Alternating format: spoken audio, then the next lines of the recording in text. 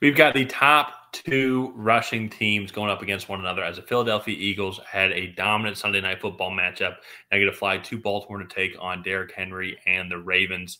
My name's Tyler, here with my brother Ryan, and we're going to break down this Week 13 matchup between the Philadelphia Eagles and Baltimore Ravens. But before we get into that, if you haven't already, hit that subscribe button, leave a like and a comment. Let us know who you think is going to win this amazing game and why. We're trying to get to 6,000 subscribers by the end of the year, and so any help is greatly appreciated. And Ryan, this game is awesome. Going to be absolutely so much fun to watch here. It's both these teams are so similar and so different. I think in how they're so good in the rushing attack as well, and how they're so good at passing the ball, and I think their effectiveness on the defensive side of the ball as well. And so it's going to be such an amazing game overall. Legitimately a very potential Super Bowl preview. I think these are the Eagles. The NFC is definitely – there's a lot of good teams in there, but when you look at great teams, I think it's really coming down to the Eagles and Lions, in my opinion. On the AFC side, there's a lot of really good above average teams. And that's half of the teams. That's half the AFC. The other half is like pretty much wash. And so the Ravens, I think, are one of the top teams in the AFC. I want to throw it over to you here. What are your kind of overall thoughts on this matchup so far in both these teams at this point in the season? Yeah, I mean, these are the two top rushing teams in the league so far this year. It's going to be a really fun one. I am really curious just to kind of see this. Ravens offensive line isn't as good as the Eagles offensive line. So I'm really curious to see kind of how they adjust to this really formidable Eagles front. Yeah. And it's just going to be a fun matchup of two totally different running styles. I feel like Saquon Barkley definitely has a lot of power in his game, but he's not the downhill runner that Derrick Henry is. Like Jalen Hurts is, to me, kind of the same thing of Lamar Jackson. Lamar Jackson is a lot more finesse, but Jalen Hurts is that like power running quarterback. So these two teams are the two top rushing teams in the league. I'm just very excited to watch them go head to head. I do think the Ravens have the better run defense at the moment in terms of yards allowed per game. I want to say they're pretty high up, both of them. On the run defense? Yeah, so, run defense. Yeah, the run defense for the Ravens, they are – sorry, I'm working from my laptop here. I believe they're the number one rushing defense in the league. They're second number one rushing defense in the league. The Philadelphia Eagles are the seventh rushing defense when it comes to rushing yards allowed. First overall in total yards allowed, I will say. And so the Baltimore Ravens, they're actually 25th in yards allowed, 362 yards per game, 32nd in passing yards allowed. Okay. Okay. And that to me, I think is going to be the big difference here. As much as we talk about the running aspect of it, I think the Ravens secondary is a much bigger liability than the Philadelphia Eagles secondary and what they've. Well, and that's what I think I'm thinking about this game as well, too, because if you go look at the passing stats, like if you just look at just kind of where the Eagles rank overall when it comes to their passing stats.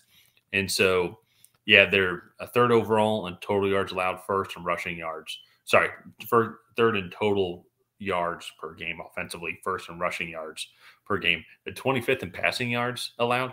But you kind of go and look at their game, like, when Saquon is running for 255 yards, you don't really need to throw the ball all that much. Absolutely. like you can make the argument like in the beginning of the season when A.J. Brown was out with a hamstring injury and then Devontae Smith missed some time as well before their bye, that like they missed out on like some potential passing opportunities. But even too, like they've had like the game against the Giants, like they only threw for 70 passing yards. They had 269 rushing yards. You know, like they still had an amazing game last night when they played the Rams. 314 rushing yards. Yeah, I mean, you don't need to throw the ball. Now, of course, there were two breakaway touchdowns like that took up the bulk of that.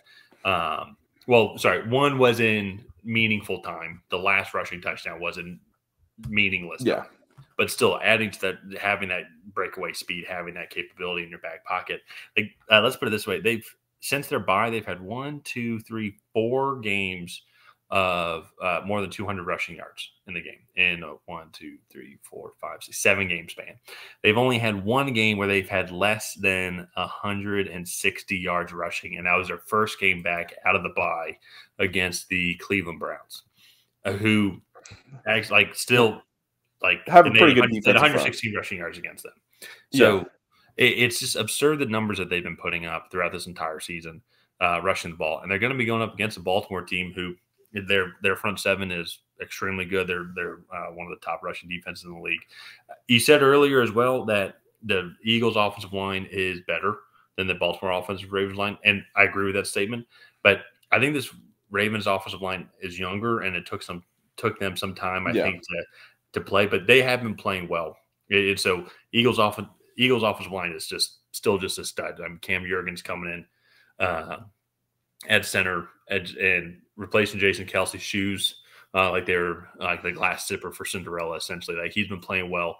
Jordan Mailata has been playing well. Lane Johnson. You have all these guys. Just a great offensive line, and I think there's legitimate conversation for Saquon Barkley, and this applies to Derrick Henry as well, but for both of them to be serious contenders in the MVP category, because what Saquon has brought to this team, what Derrick Henry's brought to the Ravens, has like already made a good aspect of this team like great, like elite level. Both of these guys are over 1,300 rushing yards on the season. I'm breaking away in that rushing category, and what they're providing is absolutely phenomenal. So that's just going to be absolutely amazing. The big X factor, and it's something that you talked about, is how well will Baltimore Ravens secondary do?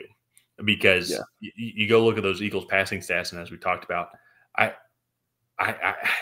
I think they could absolutely go and put 300 passing yards up on any defense with A.J. Brown, and you have Devontae Smith. I like the addition of Jahan Dotson as well. You have Saquon Barkley that can catch out of the backfield.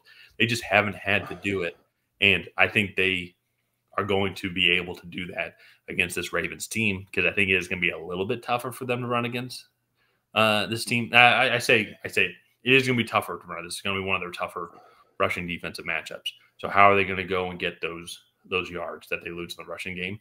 I think they're going to be able to throw. I think they're going to be able to throw the ball. Well, and that's the thing too. If the Ravens are able to take away the run game a little bit for this Philadelphia Eagles team, they don't have the most explosive passing numbers, as we've already talked about. They're 25th in the league, but the efficiency to me is what's like concerning. Is to me that is the true statistic of how good a passing game is. And Lamar Jackson is a very efficient passer as well, but right now Jalen Hurts is completing about almost 70% of his passes. He has over 2,400 yards, or almost 2,400 yards, and then also 13 touchdowns to only 5 interceptions. And to me, I think that is if they want to turn this game into a track meet and get the ball in the quarterback's hands and throw the ball 35 times, I think they can definitely do that. They just haven't really had to yet this year. And so I think that to me is going to be the key. Not to get into, well, I guess we can get into predictions here. One quick thing though before we do that, because then let's look at the opposite. Let's go look at what this Eagles secondary and what this pass defense has done and improved from an atrocious season last year. It's also going to be difficult, I think, for Lamar Jackson and this team to throw the ball with how well Quentin Mitchell, Darius Slay, Cooper Jean, and this younger secondary group has been playing. And then, I mean, Jordan Davis and Jalen Carter, just absolute beast up the middle. I would say if there's an X factor for the Eagles team, it's going to be their edge rushing play with Brandon Graham now being out as well. These edge rushers, they're probably that might be the weakest spot on the team, I would say. And I'm being very nitpicky, so correct me if I'm wrong, or if you disagree with me, leave a comment down below. But if I'm being nitpicky, that might be the weakest team part, maybe linebackers as well. But you don't have to get sacked in this game against Lamar Jackson.